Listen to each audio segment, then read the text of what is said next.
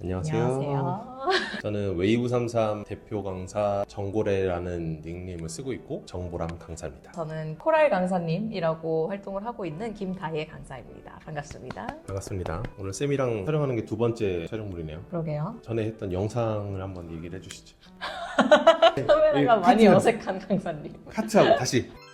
우리 저번에는 어떻게 하면 자기에게 맞는 프리다이빙 강사를 찾을 수 있는지에 대해서 얘기를 해봤는데, 오늘은 그러면 강사를 찾았을 때 어떤 방식으로 어떤 순서를 따라서 수업을 진행하게 되는지 그거에 대해서 조금 말씀을 해주실 거예요.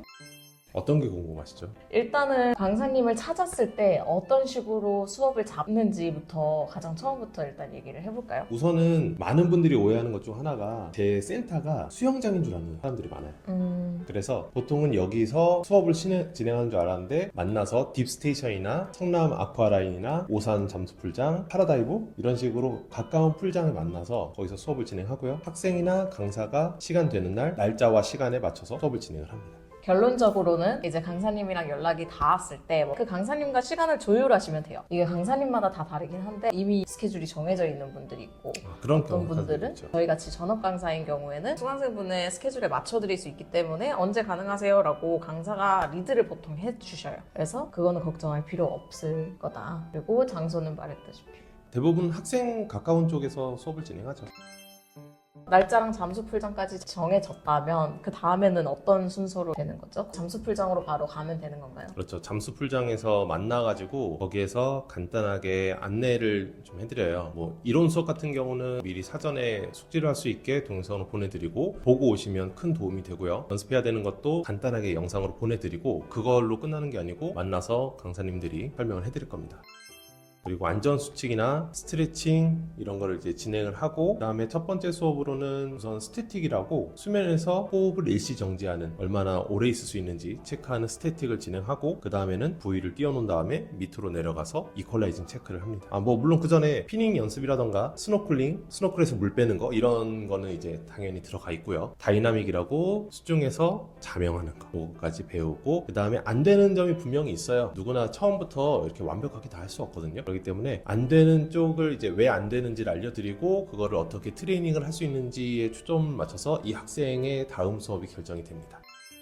여기서 우리가 왜 소수 인원으로 하는지에 대한 정답이 살짝 힌트가 나왔는데, 같은 커리큘럼으로 하긴 하지만 사람마다 다 되는 게 있고 안 되는 게 있잖아요. 근데 여러 명에서 진행했을 때 나 혼자만 안 됐을 경우에는 어쩔 수 없이 그 전체를 위해서 내가 희생해야 되는 부분이 있을 수 있기 때문에 아무래도 그러면 물에 대한 거부감이 생길 수 있고, 실제로 그게 물 공포증으로 인한 것들이었다면 정말 물이 싫어질 수도 있겠죠. 근데 우리 직업 자체가 물을 좋아하게 하고 더 즐길 수 있게 하는 직업이기 때문에 그런 면에서 저희가 이제 소수 인원으로 진행을 하게 되는 것 같아요.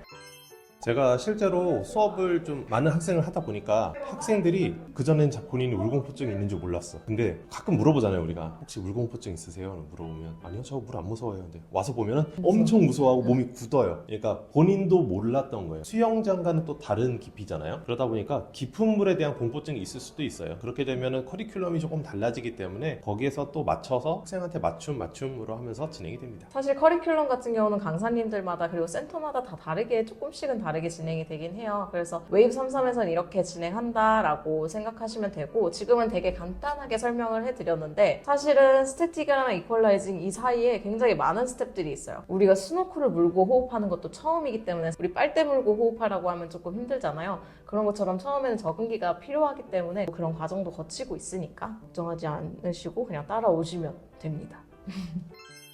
그리고 프리다이빙을 등록하시는 경우에 가장 많이 등록하시는 과정이 레벨 1 플러스 2 과정이에요. 2가 이제 해양 자격증이기도 하고, 웬만한 한국에 있는 잠수풀들 들어가려면 버디 입장을 하려면 레벨 2까지는 있어야 되기 때문에 보통 레벨 2까지 많이 하시는데, 레벨 2가 보통 평균적으로 3일 과정인데 이거를 과연 3일 안에 할 수 있는지, 만약에 3일 안에 못하면 그러면은 나는 어떻게 해야 되는 건지 이런 거에 대한 궁금증도 많으실 것 같아요. 사실 센터마다 조금씩 달라요. 학생이 보통 코라쌤 말씀 말씀하신 것처럼 3일 만에 이수하는 경우가 굉장히 좀 사실 드물기도 하고요. 3일 만에 안 되면은 보통 3일 동안 배운 내용이 사실 거의 모든 내용을 배우긴 해요. 머리로는 아는데 몸으로 안 되는 거거든요. 그렇기 때문에 이거를 트레이닝을 하고 나중에 쌤 저 이제 갈 수 있어요. 그러면 강사님이 그거를 확인을 하면은 통과가 되는 거죠. 하지만 그동안 트레이닝을 어떻게 하냐면 자격증이 없기 때문에 동호회 활동도 못 나가고 친구랑도 못 나가고 출장을 갈 수가 없잖아요. 강사 동반 하에만 갈 수 있게 되는 거죠.